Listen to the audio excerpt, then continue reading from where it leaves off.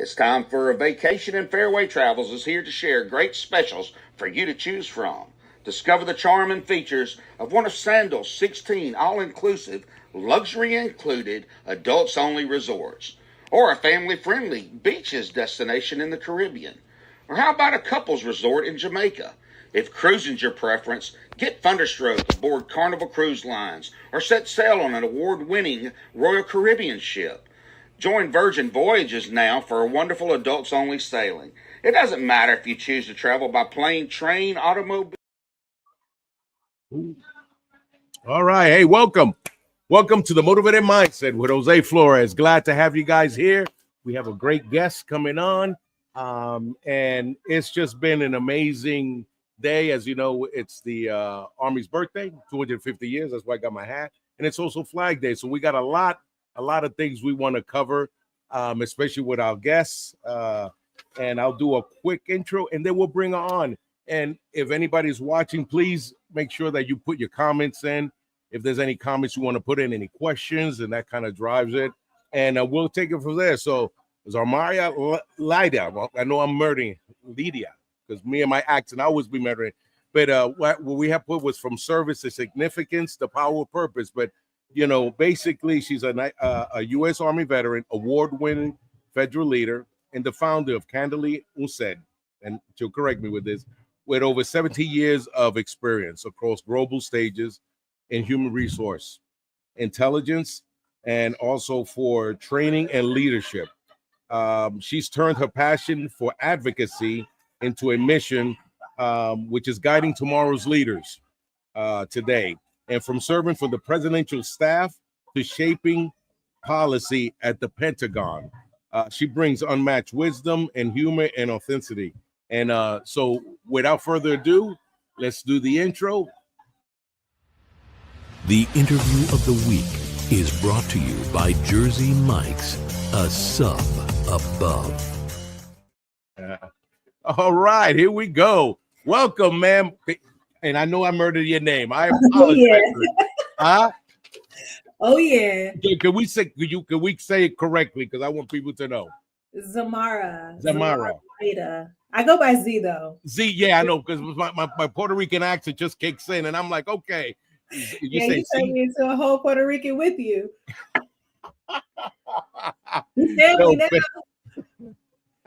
Yeah, I'm working on that. The Army can never get that out of me, you know. So, but first of all, welcome to our podcast. Where I'm so excited to have you.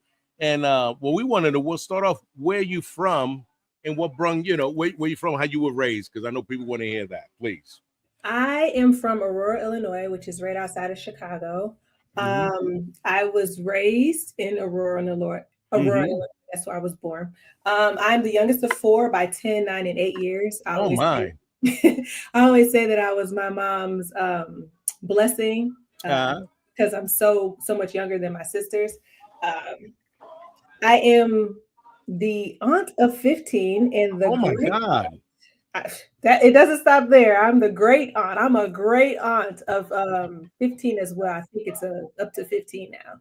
So there's a lot of them, and I have 8 guy kids, and I don't have any children. So goodness. I have enough, so I don't feel like I need to go out there and do much about that. So okay. Do you have any fur babies? I don't have any fur babies anymore, and my friends are watching. They're probably like, "She don't need to get another one," but. Oh my goodness! So, with all that being said, what was the trigger that made you join the military? How did that come about? Initially, it started with me wanting to set an example for my nieces and nephews. But then I was playing basketball in about 8th grade, and I came in and I seen a commercial. It was a be all you could be commercial. It was right after an 8th grade basketball game. I'll never forget this. And I seen this dude, I was a huge tomboy, and I seen this guy like rappelling from a helicopter. And he had all this stuff on his face, and I was like, that's gonna be me. And lo and behold, like it ended up being me. Now, minus the jumping out of the airplanes, I'm not good for that. That wasn't in my path. So I didn't do that. No, that is so funny you said that, because that was the commercial that made me join. Yeah. The be all you can be. I was like, that dude with a mustache, like, well, back in the day when I had hair, not anymore. I Yeah. said, but it was that commercial when he said with the cup, "Good morning, First Sergeant," and Yeah. that was the one. And where did you go to basic at? In South Carolina. I initially joined as a logistician, Okay. 92 Alpha, and Hmm. then about 4 or 5 years into my career, I transitioned to HR. HR. Okay. Is that the still 71 series, or I know that's 42 Alpha. It used to be 40? like 71 Lima, but That's yeah. I know they've changed. And with when you say what made you change, why did you go from supply logistics to HR? What Part of interested you in that? it was twofold, if I'm Okay. being honest. Part of it was when I was a logistician, the points were really high. They were like maxed out at like Yeah, 798. yeah. And they Hmm. were like, you either gonna have to reclass or you're gonna have to get out because you're Yes. not moving forward in a sense. But I Mhm. wasn't gonna move forward on their kind. I was trying to do it in my own way. Right, right, No, right, I was just like, okay. And then on the opposite end of that spectrum, there was such a bad rep for HR.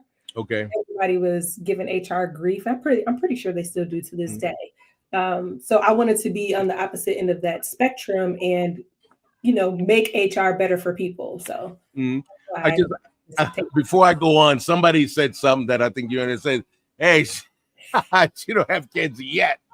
I just thought we that's boozy. No, I don't have no children. boozy, boozy, boozy. Thank He you. Hey, said, yeah, like, yeah, she gonna have a baby. I don't know.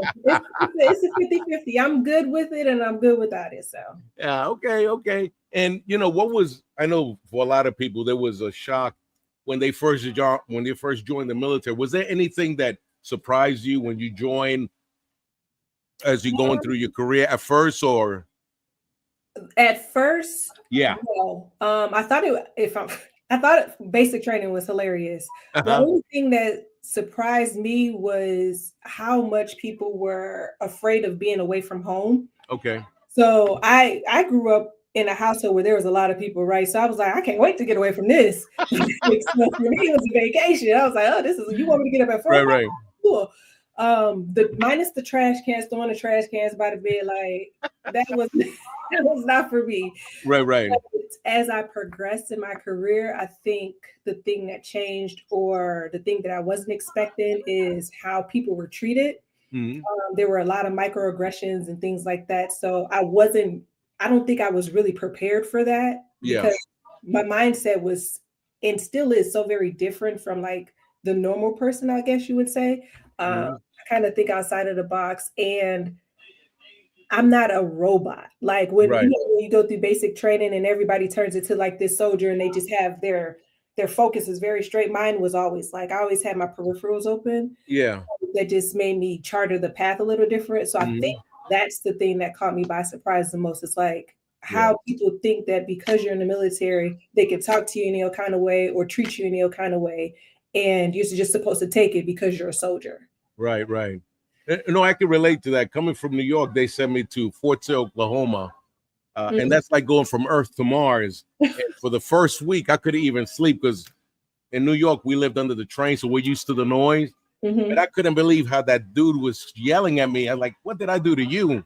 And then when Yeah. he said "drop," I think it was that shock and awe that I wasn't used to. Mhm. And but I still tell I just saw recently that now I think all the numbers are up now for recruitment because it was low for a minute, right? Did you see Mhm. that? Yeah. And I know as we go further into your journey, I would tell any young person, hey, if they're not going to college because college ain't for everybody, or trade school or even the Peace Corps, that the military, I always try to tell them, hey, the Air Force and the Army, they really take care of their people, you Mhm. know. But I said, any of the branches is good for you. Just do something, while you're young, I and second that. Yeah. and if there's anybody, I know we can't see if there's anybody out there that's interested in joining the military, what would be your best advice for someone who's interested? Like, well, how should they approach it? With an open mind. Mhm. I think they should approach it with an open mind. And I used to recruit in New York for 4 years Mhm. and Oh, upstate. Yeah, yeah. upstate New York. Okay, yeah, yeah.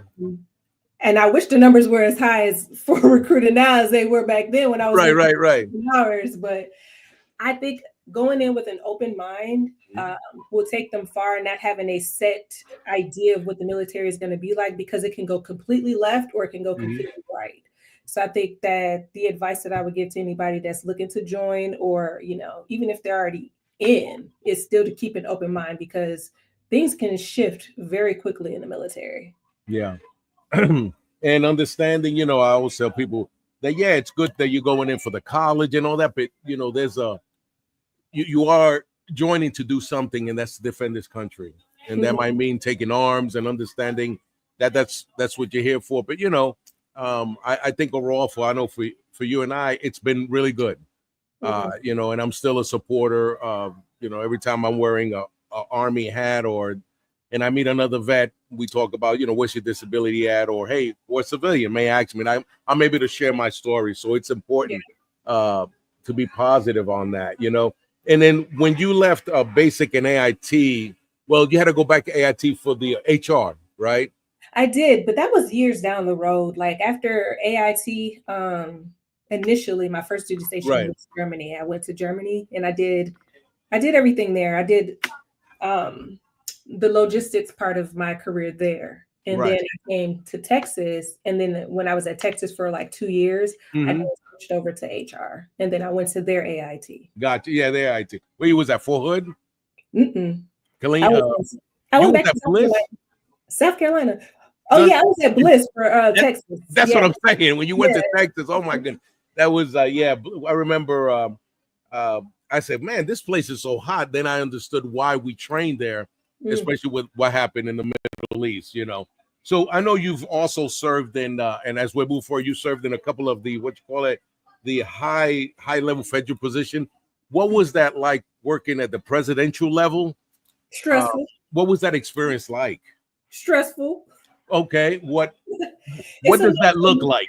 It looks like a no-fail mission. It looks like very little room for error, and you always have to be on your A game. Like you're traveling in support of the president, you're doing work in support of the president.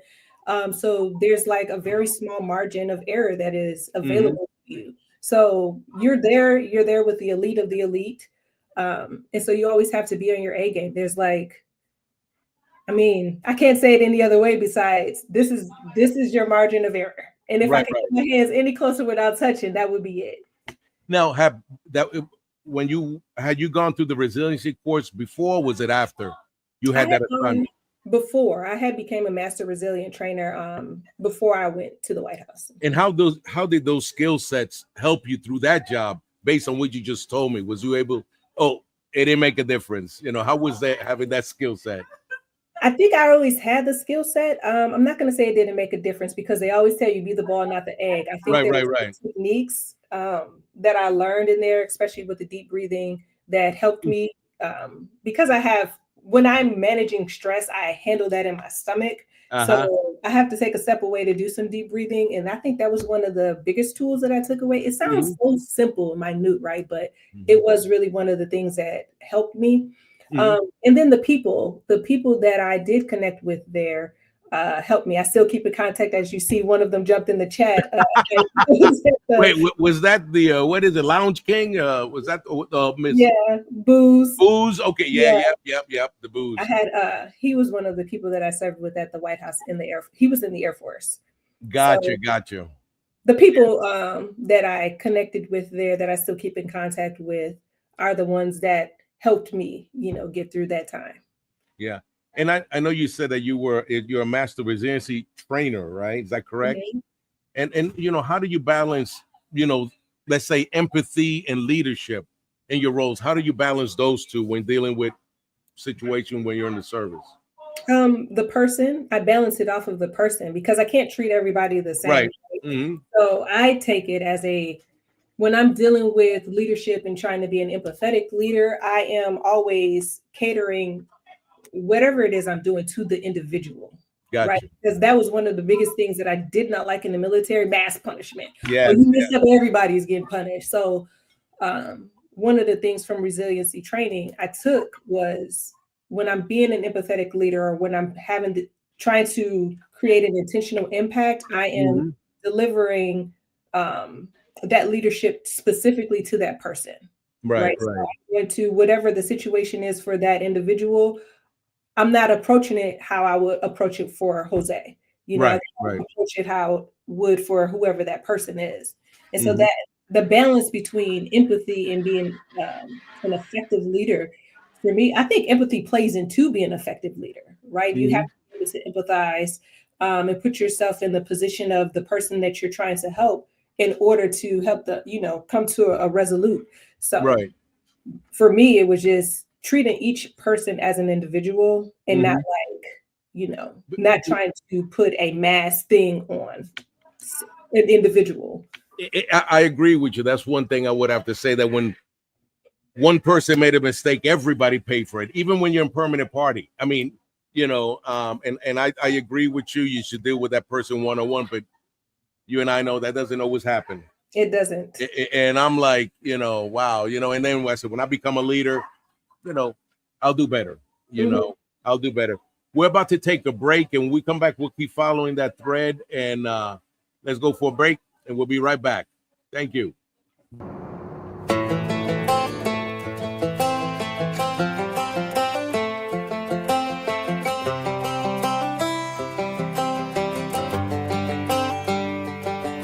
It's the guts and it's the glory, 100 stripes, 100 stories.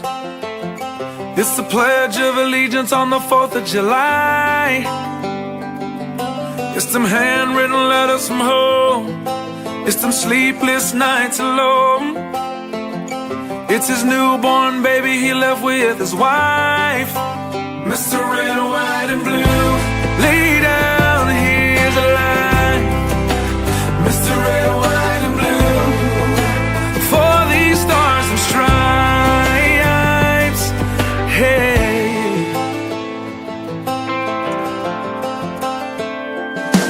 from the fields of Indiana to the swamps of Louisiana, to the golden coast of California, Uncle Sam's the only family he's got. His purple heartbeat won't stop, and his 18th birthday was the day he was born. Mr. Red, White, and Blue, lay down, here's the light. Mr. Red, White, and Blue, for these stars and stripes. Mr. Red, White, and Blue, stand on the front line. Mr. Red, White, and Blue, pay the ultimate price.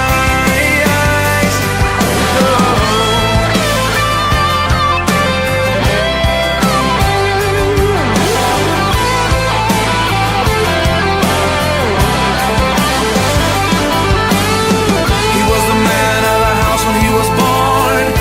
His family is proud but torn. But if you knew him, you would understand. He was raised on how to be brave, just to see the flag still wave. And then he came home with only one hand. 'Cause Mr. Red, White, and Blue, lay down here to lie. Mr. Red, White, and Blue, for these stars and stripes. Mr. Red, White, and Blue, stand on these front lines.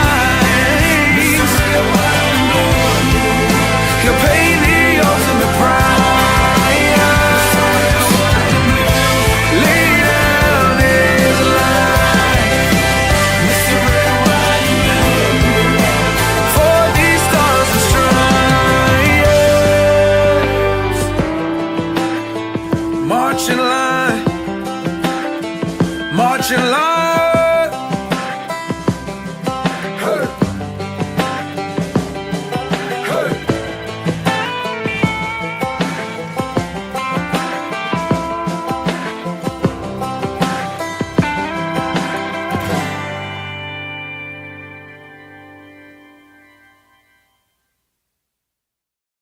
Welcome back to MBR, the station that gives veterans a voice. Man, I should have my own podcast. Okay, anyway, but hey, check this out. I'm just saying. Okay, Z, what do you think about that song? I always ask my guests, what did you think about that song? I think it was very heartfelt. Yeah. And it tells a very real story. Like when he said he was born when he turned 18, like you're becoming an adult, especially if you joined. I mean, some people join at like 17 years old, so Yeah. they become an adult then. And I don't know, I just felt like that was it was very sentimental. Yeah, it was. It's so deep. I love it. Every time it's like I'm listening for the first time and I catch something off it. But I think I tell young people, you really don't appreciate what you have in America till you go overseas and you Mhm. serve, and the sacrifices we make. On and on that line we talk about, and I know you talk about developing leaders. And for you, from your point of view, what are some of the gaps that you see in leadership today, based on your experience when we talk about developing? I To go back to what we were talking about earlier, Yeah. treating everybody as an individual, not Mhm. having a cookie cutter leadership style for every person that you come in contact with. Mhm. You yelling and screaming at one person, that may work for them, that may motivate them, that may drive them, but Mhm. you can't do that to the next person. You have Right. to try to learn who that person is, Mhm. truly know, like in the military, you got to know your soldiers, right? They Mhm. tell you that all the time. Know who you're dealing with, kind of know their background, know their history, know who you're talking to, Mhm. because what's going to drive that one individual is not going to drive the next person. And Yeah. so And I remember when I was in, we had leader books, and you had to know even the size of their shoes, sometimes either the anniversary of their wives and so on, to understand uh, who the person is. And I agree, because my last assignment was teaching ROTC at the college level, and mhm, teaching that relationship between the officer and the non-commissioned officer, and how you earn that respect from the soldiers. And they don't really care what college you went to mhm, or not like that, and understanding that you've got to earn that as a leader. You can never be last. You got to eat last, and you got to lead from the front. mhm. And I know some of the things when I became a leader is given given that E4. Hey, you're a sergeant. You're in charge for today. How would you lead? How would you do things? So empower them to be a leader. Mhm. Because we know we all make mistakes. I know so many that I've made. But I've had. Oh my goodness. I should be in jail, but anyway, but we went into thank God they didn't have social media back in the day. That's all Oh I my can say. goodness. Yeah. Oh my God. But I know what you mean. And one of the things that I still carry today, those things that I learned in the military have helped me be a better employer and leader on the outside Mhm. because of that foundation, and Yeah. so, and I know that's one of the things that you harp on before. And we talk about not being a robot. I think you mentioned that before, but being authentic, being a leader, you don't have to tell everybody I'm in charge, do you? No. My presence is gonna do that. Yes. And I say that with humility because Yes. when I was in Korea, my Uh, soldiers would be like, I felt you before I even seen you. And so I was like, well, that's good. You shouldn't be doing nothing. You know that you ain't got no business doing because you don't know where I'm gonna be at, but you know. right, right. So no, I didn't have to go into a room and say, hey, I'm a leader. And I think it was more just my presence, Yes. how I carried myself, and I did things my own way. Yes. Like I was kind of rebellious in that way, Mhm. because there are a lot of people who are going to try to imprint on you and tell you what you should do and how you should do it because that's how they did it and Yes. it worked for them. But when you come into your own, or when you know who you are, Mhm. you're able to carve out a path for yourself that's going to work for you, and then people will gravitate towards that because it's authentic to you, right? You're not out here trying to be sergeant such and such. You're Right. trying to be who you are. And I think that is one thing that carried me over with those that I had as soldiers. I wasn't trying to be like somebody else. I could be relatable, but I could also get in your butt, you know what I mean? Like Absolutely. it Absolutely. was it was a twofold thing. So Mhm. just staying true to who you are, and Yes. going about it and being a servant leader. There you Like go. Yes. Bingo. servant Yes. leadership. You said that. Being Yes. a Yes. servant leader is what took me to new heights. I feel like Yeah. I Yeah. Yeah. never there was a retirement ceremony that I had gone to when I was a young E5. I think I had just got promoted to E5, and Simone, shout out to Simone Sergeant Major. She gave a speech, and I don't remember the speech, but I remember her saying, servant leadership and how that was important to her. And that just kind of like stuck with me, because you have to find the humility in being a leader. Yes. And I think in the military is very important, because we don't have a lot of that. Everybody, you got the person that came off the street and they never had nothing, and now they, a leader, and now they trying to knock you over the head. Mm-hmm. And you just like, hold on, who you talking to? Hold on, let's pause a second. But then you also have the other people who, go to college, and then they that because they gone to college that they know better than or more than the person who didn't. When in fact the other person who didn't, because they have more life experience, right? They're more relatable. They're the better leader. So. It just, you have to sometimes just scale it back, draw it back, and go back to being a servant leader. And that puts you kind of in the background so that you can lead from the front. You know what I mean? Absolutely. And, I'll never forget this. I was in Grafenwöhr, Germany. And, you remember when we had you do stand to right before. And there's the first sergeant walking around with the commander with a cup of coffee. And he said, hey, I think he's a specialist florist. How you doing? I said, well, I wish I was you, Top, walking around with a cup of coffee. Meanwhile, I'm up knee deep in water. And this is something he told me that I didn't get until I became a lady. He said, inclement weather builds character. And I looked at him like, what the heck does that mean?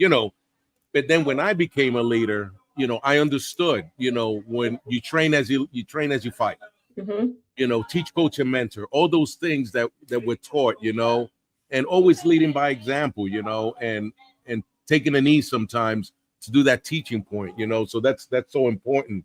And when we talk about, the stuff that you've done and how that impacts people, because in the end, the reason leaders do well is because of their people. And sometimes leaders forget that, what would you say to that, as far as when when leaders says, hey, it's all about me, but it really isn't? I would say BS, because you didn't make you. You didn't make you. The people who you led made you. Because they were the ones who gave you the experience. They were the ones who gave you the teachable moments. Those were the people that you had to be in front of, making your mistakes and growing at the same time. So no, I would call BS. 100%. That wasn't you. That was them. For sure. Yeah, but we see it every day. We see it every day out there. Like when they do awards, I used to hate it where if you was a certain rank, but wait a minute, that E5, they started on awards, girl. Wait a minute, that E7 didn't do squat, but here's that E5 busting his butt, and I put him in for MSM, and then they were like, oh no, wait, you're gonna give this guy who did nothing because he's I hated that. That. But when I became a first sergeant, I told my commander that's not the way it works, and I told the sergeant major. So we can't just do that. How are we going to get leaders if we're just giving it? Everybody gets a trophy. So yeah, I'm sorry. No. I completely understand. That's one of my pet peeves. I think for every good leader, it's every good leader's pet peeve, right? Because you have a person that is the E7, E8 that's getting this award, but they're not doing the work. They're doing the supervising. Granted, you earned your keep, you did your job. Right. Who's actually doing the work is not getting the recognition, and that just eats me up. Like, what am I here for? Absolutely. Yeah. And that's how the soldiers are going to feel. Like, well, they're not going to feel motivated to continue to do those types of things if they're not seeing any type of benefit, except for their leader getting, called shout outs for that stuff.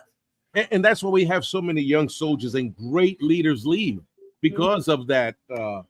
Those things. Wait a minute, but absolutely. And how do you use humor in your training as leadership? Do you use humor? Oh yes. Okay. I don't know. Okay. I have to because you have to make light of certain situations. I am goofy by nature, and I think that if I didn't have that, or if I didn't have that ability to make people laugh or laugh in situations or circumstances, I don't know how fun or how effective I would be. Right? Because I can't. you have to be able to laugh at some of the things that you go through in order to get through them, right? Because everything's not going to always be great. It's not going to be perfect or fun or easy. You're going to have to sometimes laugh through it. And you just be like, this is crazy. Yes. I don't know if we can cuss on here, but I was you can't. No, if you need to, let it out, girl. I don't need to cuss, but you don't have to, this shit right here. Yes.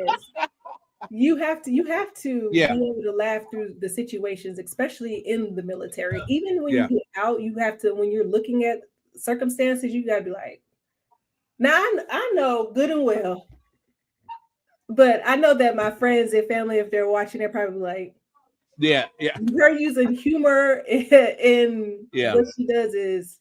And I agree. You need humor, and especially when you're a civilian. Let me tell you, when once you get out the military, you work for the civilian and it's like you can't do anything but laugh without getting upset. It's like, how are you a GS-15? I'm like, what? I'm like, that's some BS. And all I could do is like, okay, so I get it. But so when we come back, we're gonna take another break. We're gonna talk about your business. Okay. I'm so excited. I'm like, Now, how do you say it? Tell me how to. Candidly unsaid. Okay. Because I'm like, I was ODF out there flapping when I did that thing with the way that spell check just didn't catch it. I was like, oh my God, she's so mad at me. She's gonna think, man, he is ODF. No, it's fine. So we're gonna go on another break, and then we're gonna get into what is it that what makes you and why you want to give back to our community. Absolutely. Let me see what we got here. Oh, I got one. We got one more. Somebody said here, he said joining the Corps was one of the best choices of my life. Semper Fi. Thank you to all our veterans. Thank you. That's my brother from New York. That's I love that guy. But hey, thank you, bro. And my Marines, hey, next time I see you, I'll bring you some crayons. Okay, anyway, let's just I'm just serious, right? Well, with that being said, let's go to our commercial.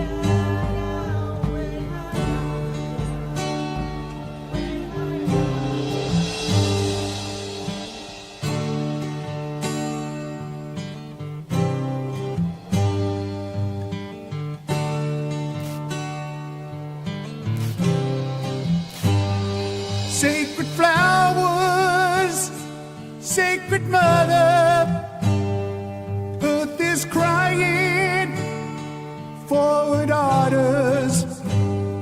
Sacred flowers, sacred mother, earth is crying for her daughters. Where have you gone? Who took them from us? Who stole them from us? Sacred flowers.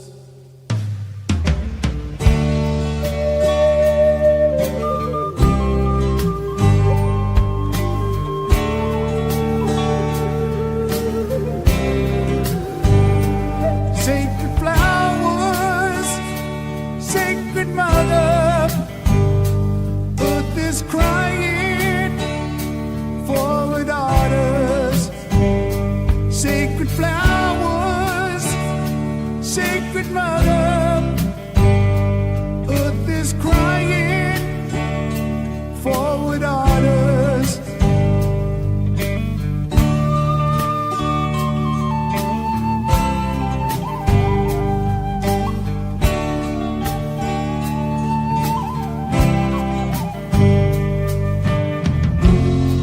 Blooming life on the res, bringing light to our lives. You are missing your mist, sacred flowers.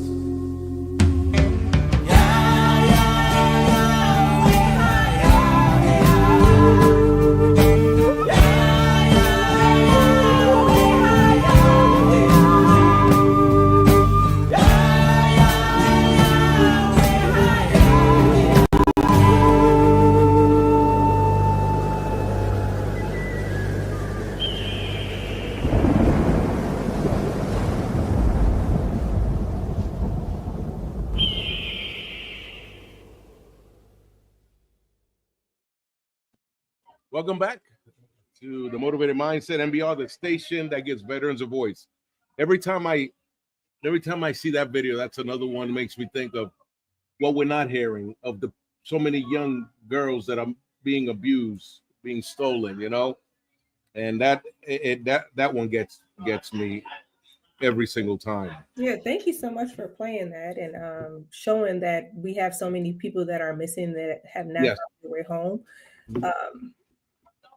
That's a very sensitive topic for me. I've seen that a lot of the women were victims of sexual violence, and I was a victim advocate in the military, and that is a job that is not for the weak. There are a lot of people that are being abused in the military, and we need to talk about it. It's that's a sensitive topic. It is. I'm glad you played it so that people know that there are people that are on the other end of that, loved ones and family members waiting for those people to come home and, still hoping. And I knew that you were a victim advocate on that. And just in general, can you explain? We may have some civilians who don't may understand what exactly is a victim advocate. Can you explain just a little bit of that?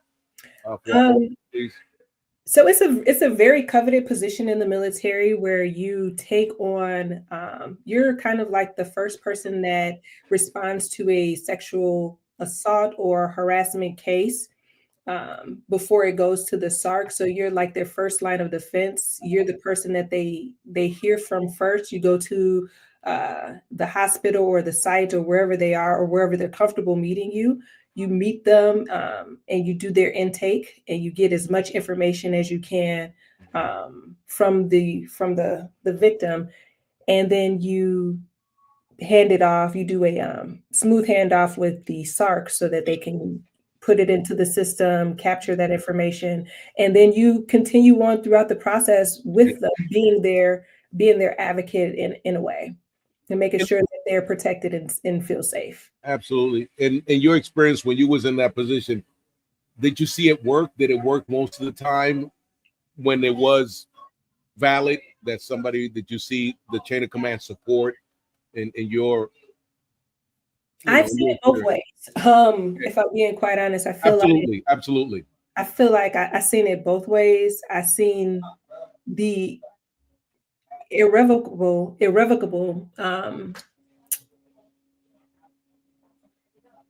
I seen the impact that it had on the actual service member and how they were not able to come back from that and continue serving. But I've also seen the command show great support in making sure that they went to great lengths to separate the perpetrator from the victim so that they can have that space and so that the investigation would not be impacted. It's very sensitive in nature because the person who is going through that has the option to, go through it in private or make it public. But I feel like there's a little bit of, if you don't take it public, then your resources can be limited. Gotcha. Yeah. that it shouldn't be that way. I feel like if you want to keep it private, then you should still be able to have all of the resources made available to you and still go through that process. Roger. Yeah. No. But I also think that, call them by their name and let the world know that this person did X, Y, Z. Yes, So that they can be. And I think that's the more of the pitch that the military tries to do. That's why they want you to do the unrestricted reporting. Yeah. So either way, as long as they're coming forward, I think that's the most important thing. I agree. I remember when I first came in the military, they were always blaming the victim. You should have not worn this. You should have not been doing. Wait a minute. What does that have to do with anything? What about the perpetrator? Right. And I'm glad that they were able to change that. At least try. But yeah, that every time I see that, I make it does. I do feel it. But now I want to talk about what inspired you to start your company and what does it mean to you, the name? So that's what I would like to talk about.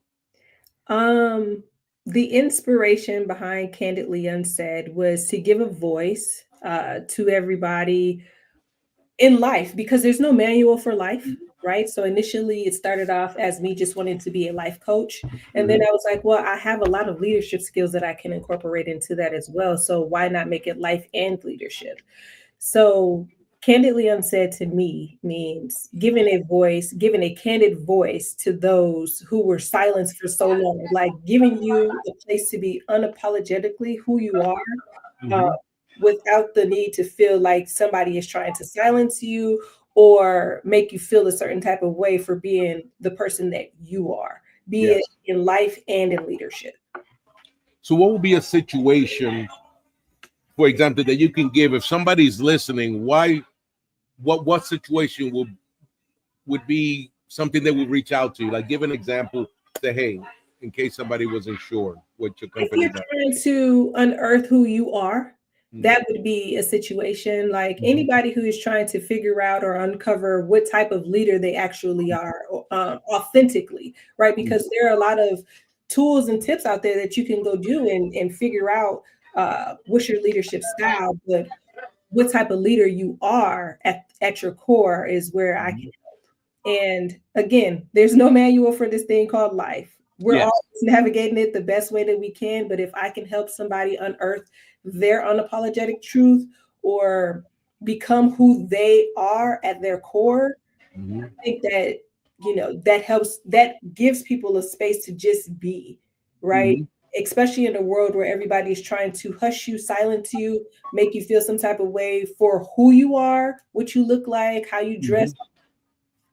You come to me and I'm going to help you unearth who you truly are from that without shame and with grace. Yeah, because I remember some of what you call the ones where they give you 4 letters and it says if you're an extrovert, an introvert. Is it something like that, or is something totally different? That is a part of the process. Okay. That helps us to find out like what type of leader, where we can start. It gives us a starting point. But to unearth who you are, you have to be unapologetic. Okay. About the discovery of you. Right. And then we can go a little bit deeper to figure out what makes you, what makes you tick. And it's not counseling, it's coaching. So I'm there to coach you through unearthing who you are.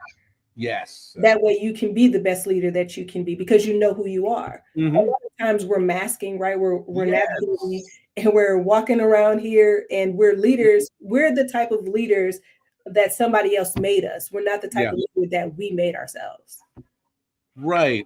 Sometimes it's almost like you're faking it till you make it. You're just going through like a robotic kind of. I know I did it as a young E5 because I didn't get the skill set. It was like, okay, I'm in charge. And I just watched what a bad leader did, but I didn't know it was bad. I just did what he was doing. It's like, or when you hear what absolutely it's acceptable.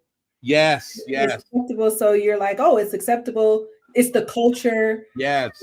But I want people to be able to navigate those cultures and climates in their truth, right? Because when you know who you are and you know what you stand on, you can walk into any room and be the best version of yourself. So that is the entire goal that I have for my business and the things that I want to present to the community, is to help people be their authentic self. Everybody is out here talking about like, I am who I am, you just got to accept it. Well, Yeah. let's see if that's true, right? Let's Right. really tap into that, and let's see if Ah, you are who you say you are, or who you think you are, right? yes, Because who we think we are and who we actually are is different. absolutely. So let's So bridge the gap. yeah, so when they go on your site, what all they got to do is they walk them through, and what they go on your site and they fill out a survey, or what? If they go on a site and they just sign up, Okay, they'll get an email welcoming them to becoming a candidate. I Because like that's that what everybody candidate. is there. Okay, Yeah, candidates. I like that. I like that. And then soon I will be launching a leadership course. It'll be Oh, online, okay. yep. And so if they sign up to become a candidate now, then they'll have access to it when I post it. Cool beans. All right. And ladies and gentlemen, there's a website. Of course, make sure you reach out and and see. You never know who you find out who you are. You never know. Yes, right. Hey, I'm more of an introvert myself. How you doing? It's okay. Introverts are some of the best leaders. You Yes, don't always have to be, all extroverted out there to right. Yeah. No, absolutely. And you know what advice would you give to, because I know we may have some veterans or anyone who's struggling to find purpose after service, and especially now, a lot of like me, a lot of government workers have taken that buyout, but they're still in the same boat. Like, what advice would you give to somebody in that position, transitioning, trying to find who they are?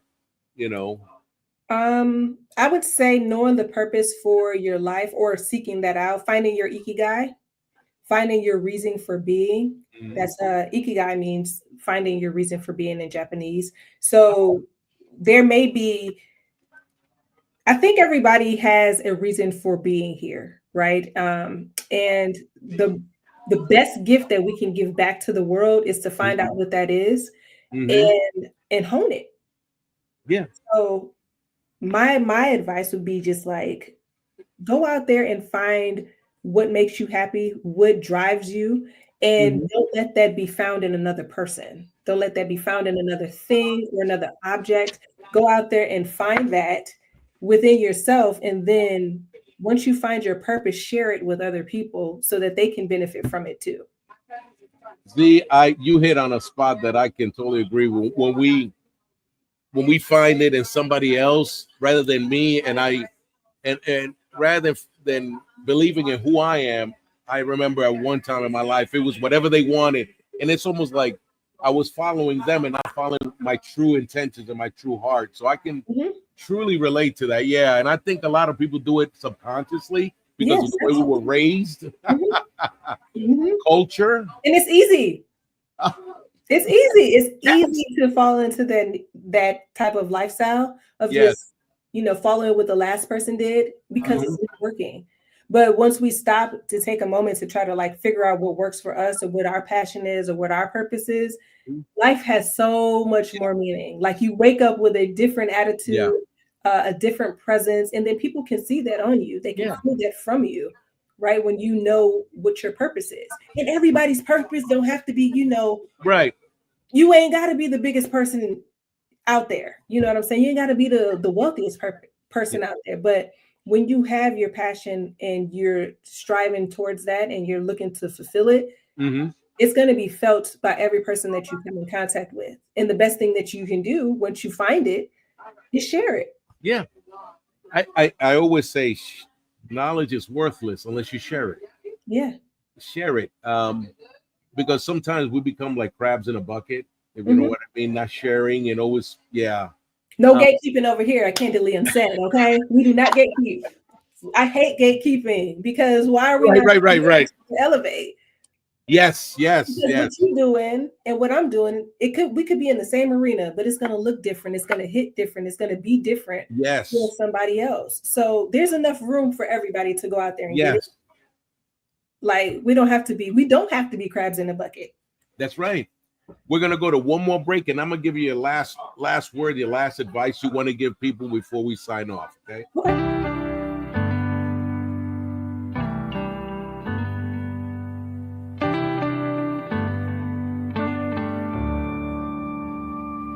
Signed up to fight for freedom. What a price you had to pay. Picture in a helmet, missing family every day. Your Lady Liberty, dressed like G.I. Jane. Some scars we'll never see. She will never be the same. She's a mother, she's a daughter. She's a sister and a friend. Standing tall in that uniform until the very end. When Uncle Sam called, she signed that line to serve. 'Cause you can't spell hero without her.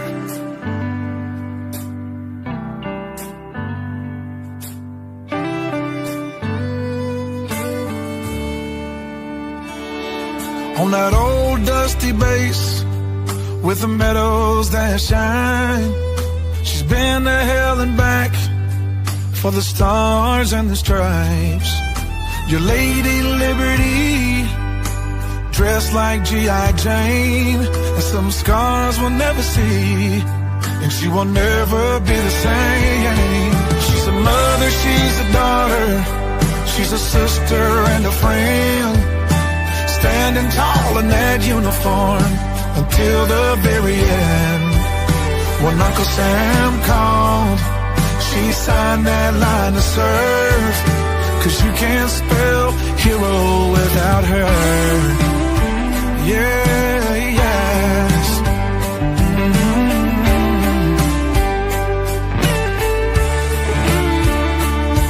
For the ones that didn't make it, we will pause and then we cry. We can still see their smile in every sunrise. She's a mother, she's a daughter, she's a sister and a friend, standing tall in that uniform until the very end. When Uncle Sam called, she signed that line to serve. 'Cause you can't spell hero without her. 'Cause you can't spell hero without her.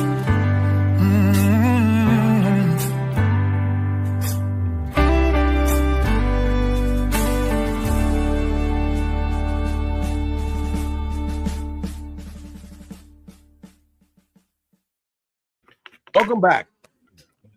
MBR, the station that gives veterans a voice, and here we are with Z. I'm saying that right? Z, that's so much easier for me. I can roll my tongues, and Yes.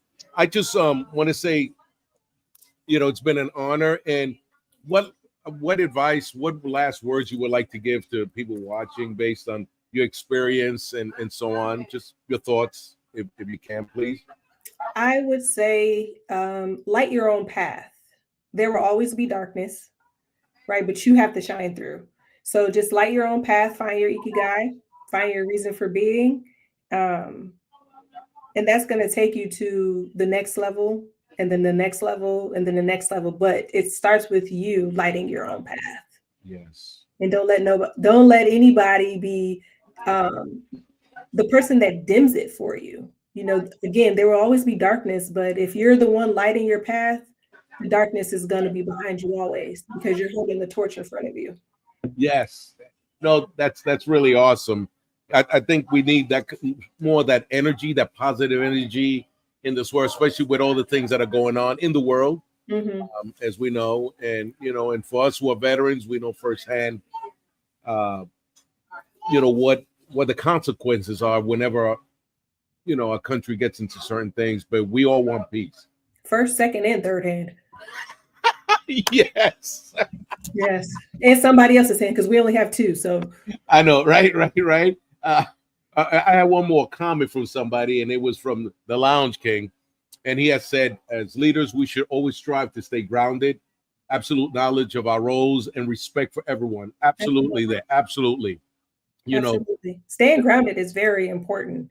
Because Absolutely. sometimes you can get on the high horse, right? Yes. So you have to be able to, you have to know, again, knowing yourself enough to know, like having that, being self-aware Hmm. to know that, like, when you're getting a little bit ahead of yourself, smelling yourself a little too much, like, Yeah. okay, I need to Yeah. step back. And then having people in your corner that aren't afraid to tell you, hey, Yeah. you I know you up here.